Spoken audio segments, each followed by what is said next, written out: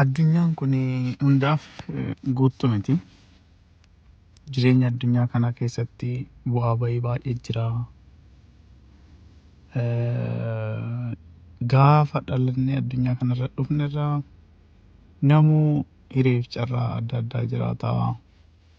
Inni kaan akka itti dhalate mataa isaatti akka kaan guyyaa gaafa abbaa fi haati walitti dhufanirraa daa'ima godhannaa dhala godhannaa jedhaniitti sagantaa meeqa baasanii karoora meeqa baasanii ergammoo ulfi suni gara haadha isaa keessatti ta'ee booddeesi kunuunsi karaa adda addaa kennama. Kunuunsi kun yeroo yerootti hordofamaa. Argamsuun isaa maal fakkaata? Qaama keessatti akkamii itti toleera moo itti hin tolle? Mirqaansa qaba moo mirqaansa hin qabu?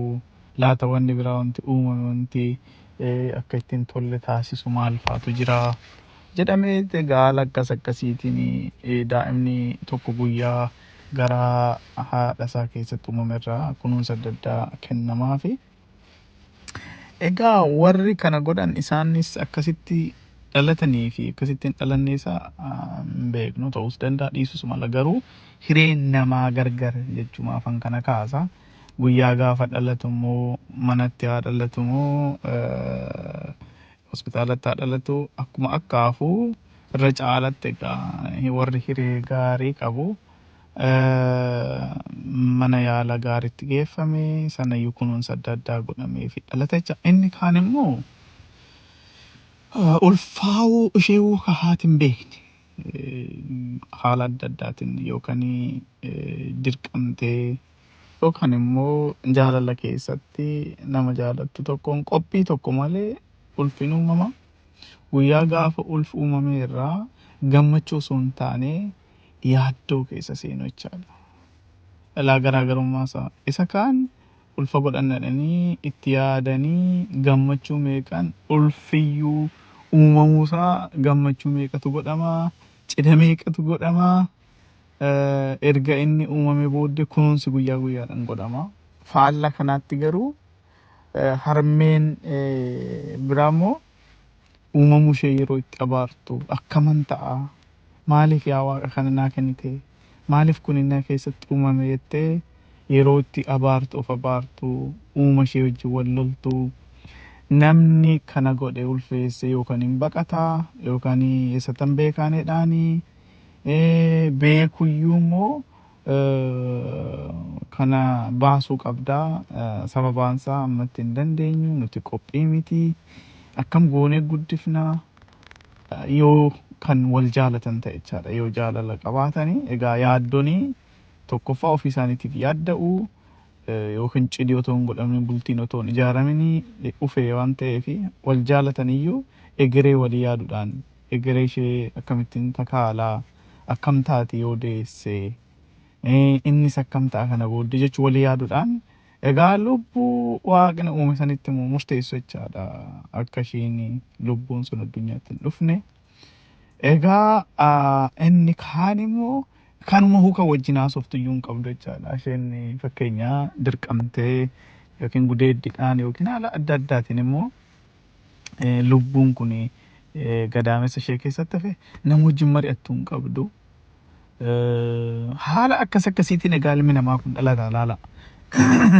Haala akkasiitiin ulfi sun guddatee guyyaan isaan oolu akka fedhetti isaa dhalatu. Garaa keessatti harmeensaa yookiin harmeen ishee beeloftee dheebottee isaa fidduu qananii guddaadhaanis haa dhufu ilmi namaa hin dhalata. Guyyaa gaafa addunyaa kanatti makameerra immoo hiree biraatu isa mudata jechaadha. Inni duraan egaa yeroo tokko yaa kitaaba Ali Walladii jedhu kitaaba Abbee Gubbanyaa xiqqaa ta'een dubbise yeroo sana nan yaadadha. Waan akkasii kana addunyaa walqixxummaan hin jirre keessatti addunyaa gaarii shoonni caalaa hammeenyi baay'atu keessatti addunyaa bilisummaa caalaa gabrummaan dhiittaan walqixxummaan dhabamee namni inni kaan dhiittamee inni kaan immoo nama dhiitu kan keessatti addunyaa inni kaan quufee inni kaan immoo beelee inni kaan dheebotee akka hin taane ta'u keessatti addunyaa inni kaan waan uffatu guyyaa guyyaadhaan filatu sa'aatiin jijjiirratu keessatti bakka inni kaan immoo daaree qullaasaa deemuu keessatti akkamittan dhaladha daa'imni garaadha keessa taa'ee kitaaba Abbee Gubbanyaa keessatti.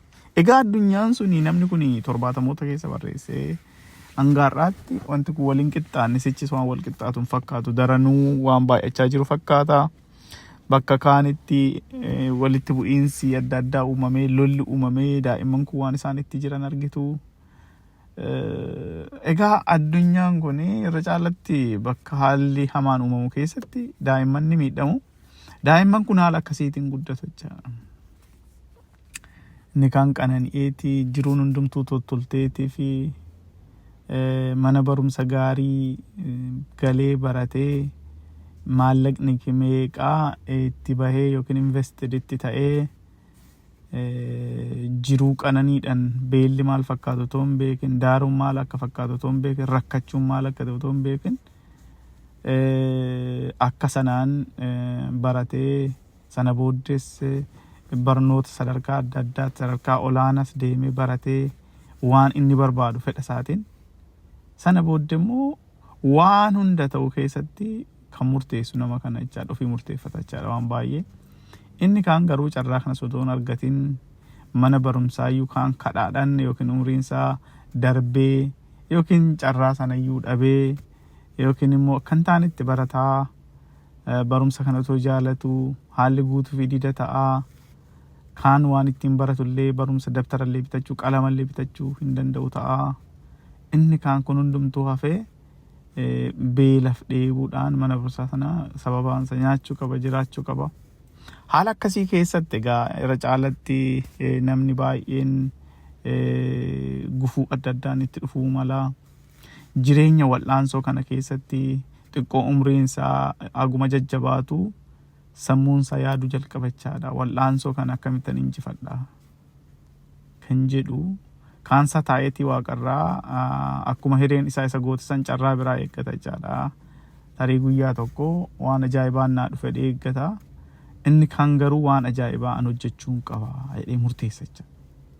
Garaagarummaan dhala namaa waan barbaadan beekanii waan barbaadan san argachuuf murteessuun turning point yookiin immoo gaafa akka bakka ce'umsaati jecha. Namni tokko hanga dhaqee dulloomee jaaree wanni dhutti ammoo yoo taa'etuma ajaa'ibatu naa dhufaa laata dheetee eeggata jechaadha. Inni kan garuu ganamatti murteeffata jechaadha. Yeroo tokko akka jedhamu gaa humni ganama dhufaa qalbiin galgala dhufaa akkamitti walitti fuudhee itti fayyadama kan jedhan san ta'a jechaadha.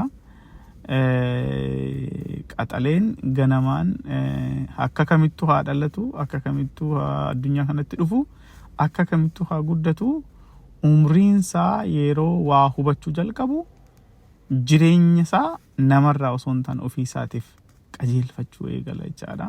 Namoonni akka kanaa egaa jireenya isaanii keessatti success argachuu malu yookiin immoo milkaa'ina argachuu malu adeemsa nama biraatiif hiree uumuu danda'u jechaadha. Egaa hireen salphaa miti isin jechuuf waan kana kaasa. Osoonni iddoo taa'uun haadha fi daa'ima cabbii keessa teesse kadhatti daa'imni ishee bira teessetti haati uffata baay'ee guddaa cabbii kanaaf jettee itti tuultetti cinaa isaatti immoo haadhaaf abbaa daa'ima isaanii harka qabatanii deeman laalaa jira jechaadha. Fuullee kiyyatti akka carraa taa'ee nan yaadee jechaadha hiree daa'imni cabbii keessa taa'ee haadha wajjin kadhatu kunis akka daa'ima kanaatti gammadee burraaqee haadhaaf abbaa isaa wajjin guddachuu inuma barbaada. Isheen kunis jireenya qananii jiraattee daa'ima ishee guddisuu inuma barbaaddi. Garuu hiree wal nama dabarsite jechaadha. Akkan argutti yoo laalu egaa diimina yookiin fuula isaaniirraa yoo ilaalu Awurooppaa bahaa kanaa dhufanii Awurooppaa bahaa kana keessa uummata Roomaan jedhamutu jira. Uummanni kun uummata biyya isaaniitii irratti akka lammii lamaffaatti ilaalamu bakka baay'eetti addunyaa kana keessatti faca'anii jiraatanii hiddi isaanii warra Native American jedhaman kana waa walitti ejjuu fakkaata. Egaa Awurooppaa kana keessa kaaba Awurooppaa kana keessattis biyya isaaniitii irratti maqaa adda addaa qabu isaanii garuu hiddi isaanii fuulli isaanis wal fakkaata. Egaa kun fakkeenyaan fudhadhe malee addunyaa kana keessatti gara fakkaatu baay'eedha. Gartanii addunyaa kana keessatti kan haala akkanaatiin hiree kana fakkaatu inuma jiran jechaadha.